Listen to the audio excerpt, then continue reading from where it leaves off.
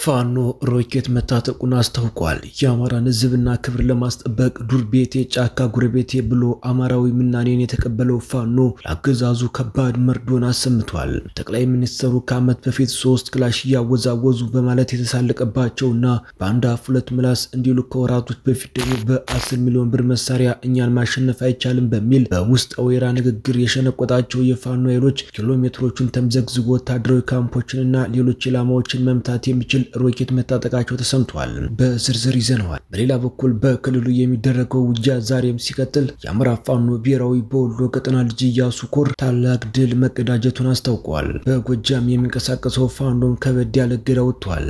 የውባንተ አባቶ ልጆችም ታላቅ ጀብድ ሰርተዋል። እስከ መጨረሻው ድረስ አብራችሁን ከቆያችሁ ወደ እናንተ ይደርሳል። ሰላም ጤና ይስጥልኝ። የተወደዳችሁና የተከበራችሁ በመላው ዓለም የምትገኙ የሚዲያችን ቤተሰቦች እንደምንቆያችሁን አሁን ለሰዓቱ መደመጥ ያለባችሁንና ትኩረት የሚሹ በርከት ያሉ መረጃዎችን ይዘን ቀርበናል። እናንተም እስከ ዝግጅታችን ፍጻሜ አብራችሁን እንድትቆዩን በአክብሮት እየጋበዝን አሁን በቀጥታ ወደ ዝርዝር መረጃዎቹ እናልፋለን።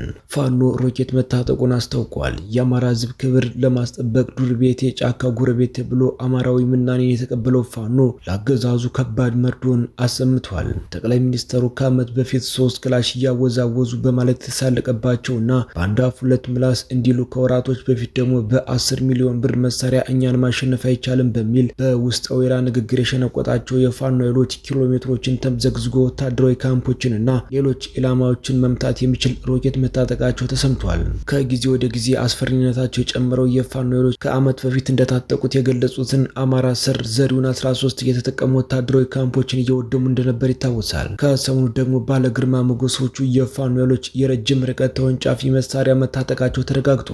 የፋኖ ኃይሎች ይፋ ያላደረጉት እና የአብይ አህመድ ወታደራዊ ቡድን የተወንጫፊ መሳሪያቸውን ጉዳይ ሊደብቀው አልቻለም። ከሰሞኑ የመከላከያ ሰራዊት አዛዦች ባደረጉት ስብሰባ ፋኖ ኪሎሜትሮችን አቆራርጦ የሚመታ መሳሪያ ታጥቋል፣ የፋኖን የመሳሪያ ማከማቻ ቦታዎች ኢላማ ያደረገ ጥቃት መክፈት አለብን በሚልም ተመካክረዋል ተብሏል። ፋኖ የክልሉን የገጠር አካባቢ ሙሉ በሙሉ ተቆጣጥሮ የሚገኝ ሲሆን ሊለቃቸው ከማይችሉ ግዛቶቹ በርካታ ካምፖች እንዳሉት ይገለጻል። እንደ ሰዓት በሚናደፉ የፋኖ ኮማንዶዎች የሚጠበቁት የመሳሪያ ማከማቻዎች በአገዛዙ ሊመቱ ተደጋጋሚ ሙከራ ቢደረግባቸውም የፋኖ ኃይሎች ግን ሊያስነኩት አልቻሉም። አገዛዙ እያስተዳደርኩት ነው በሚለው የአማራ ክልል አራቱም ማዕዘን በነጻነት ተጉዘው ቋራ ላይ የተገናኙት የአማራ ፋኖ አዛዦች ሲጠበቁበት ነበር ከተባለው ከባድ መሳሪያ ተጨማሪ ነው የተባለለት ተወንጫፊ ሮኬቱ አገዛዙ ባልጠበቀውና ባላቀደው ሰዓት ተምዘግዝጎ የፋኖን የድል ጉዞ ማርሽ እንደሚያስተካክለው በብዙዎች እየተገለጸ ነው። ወደ አማራ ክልል የገባውን የአብይ አህመድ ሜካናይዝድ ጦር መግቢያ መውጫ አሳጥተው ድል እየተቀዳጁ ያሉት የፋኖ ኃይሎች መጪውን ክረምት እንደ መልካም አጋጣሚ በመጠቀም የድል ባለቤት እንደሚሆኑ እየተዘገበ ይገኛል። ከነፍስ ወከፍ መሳሪያ ተነስተው ዲሽቃ፣ ብሬን፣ ሞርታርና መሰል ከባባድ መሳሪያዎችን የታጠቁት የፋኖ ኃይሎች የአገዛዙን ቡድን መሳሪያ በመማረክ ነው አቅማቸውን ያጎለበቱትም ተብሏል። መረጃዎቻችን ሲቀጥሉ የአማራ ፋኖ ብሔራዊ ኃይል ወሎ ቀጠና ልጅ ኢያሱ ኮር የጎፋ ክፍለ ጦር ታላቅ ድል ተቀዳጅተዋል። ባገኘው አጋጣሚ ሁሉ የአማራን ሕዝብ ለማጥፋት አቅዶ እየሰራ ያለው የአብይ አህመድ አገዛዝ በደቡብ ወሎ ዞን ወራይሉ ወረዳ ቁልምቢ ከተማ ህዝብን ሲያሸብር ሲዘርፍና ሲያንገላታ የቆየ ቢሆንም በየጎፋ ክፍለ ጦር ወታደራዊ አዛዥ በኮማንዶ ጌታቸው ማሩና የመረጃ ደህንነት አካላት የተቀናጀ ስራ እጅን ካፍ የሚያስጭን ኦፕሬሽን ተሰርቷል ተብሏል። ክፍለ ጦሩ ትናንት ሰኔ 16 ቀን 2017 ዓ.ም ከጧቱ 12 ሰዓት ወደ አገዛዙ ታጣቂ ምሽግ ተስቦ በመጠጋት ለሰዓታት በተደረገው ውጊያ የወራይሉ ወረዳ ወዳደር ሚሻ ጠርናፊ የነበረውን ሰለሞን ሲሸኝ ሌሎች በርካታ የስርዓቱ ቅጥረኞች ቁስለኛ ሲሆኑ የተረፈው የፋኖን ምት መቋቋም ሲያቅተው ወደ ጉጉፍቱ ከተማ ፈርጥቷል ተብሏል። በመሆኑም ቁልምቢ ከተማ ያለምንም መስዋዕትነት በፋኖ ቁጥጥር ስር መግባቷ ተነግሯል። አሁንም ውጊያው ተጠናክሮ የቀጠለ ሲሆን የአብራክ ክፍያቸው የሆነውን የአማራን ሕዝብ ለማንገላታት ያስቀመጣቸውን ወዳደር አድማ ብተና ከደሴ በማምጣት ቁልምቢ ተመቶ የነበረውን መከላከያና ሚሊሻ ለማገዝ ቢሞክርም እንደ ተርብ የሚናደፉት የጎፋ ክፍለ ጦር ስበርና መብረቅ ሻለቃዎች ወደ ቁልምቢ ከተማ ስበው በማስገባት ሲቀጠቅጡት ከቆዩ በኋላ ቁስለኛውን እንኳን ሳያነሳ ብቻ በድጋሚ ቁና እየተነፈሰ ወደ ጉጉፍ ከተማ ተመልሷል ሲል ፋኖ ገልጿል። ውጊያው አሁንም የቀጠለ ሲሆን የሸሸውን ጥምር ጦር በመከተል ጉጉፍቱ ከተማ ላይ ከበባ አስገብቶ ይገኛል።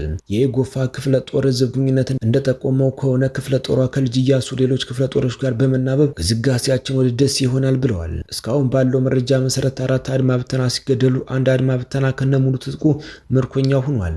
በተጨማሪም 11 ክላሽና በርካታ የክላሽ ተተኳሽ የተማረከና ገቢ የሆነበት ውጊያ ነበር ብለዋል። ክፍለ ጦሩም እንደ ክፍለ ጦር እጅግ አመርቂ ውጤት ያስመዘገበበት ትንቅንቅ መሆኑን ከስፍራው የነበሩ የዓይን እማኞች ተናግረዋል። መረጃዎቻችን ሲቀጥሉ የ10 አለቃ ኤፍሬም አጥናፉ ብርጌድ ጥብቅ መልእክት አስተላልፈዋል። አማራን አይደለም ትጥቁን ስሪውን እናስፈታዋለን ብሎ ወደ አማራ ምድር የገባው የአብይ አህመድ ታጣቂ የረገጠው መሬት ሁሉ መቀመቅ ሆኖበት የደረሰበት ሁሉ እንደ ሂዳር ቆሻሻ እየተቃጠለ ለብ ስልጠና ታጥቆ የመጣውን ከነፍስ ወከፍ እስከ ቡድን መሳሪያ ተተኳሹን ሳያጓድል ካለ ለፋኖ በማስረከብ የአማራ ፋኖ በትጥቅ በኩል የነበረበትን ክፍተት እንደሞላለት ይታወቃል። ይህን የቆጡን አወርድ ብላ የብብቷን ጣለች የሆነበት የብልጽግናው ቡድን ህዝቡን በመያዝ አማራን ከጨርሶ መጥፋት ለመታደግ ነፍጥ ባነሳው የአማራ ፋኖ ብርቱ ክንድ በአግባቡ ተቀጥቅጦ በዘረፋ የገነባው የሴራ ስርዓት ተንዶበት የዘረጋው የሽብር መዋቅርም ፈራርሶበት ያለውን ነገር ሁሉ አስረክቦ እርቃኑን በመቅረቱ ከቅርብ ጊዜ ወዲህ በተስፋ መቁረጥ ስሜት በህዝባችን ላይ እየፈጸመ ያለውን ጸረ አማራነት ድርጊት አይነቱንና መጠኑን በመቀየር እጅግ የከፋ አድርጎታል ብሏል ፋኖ።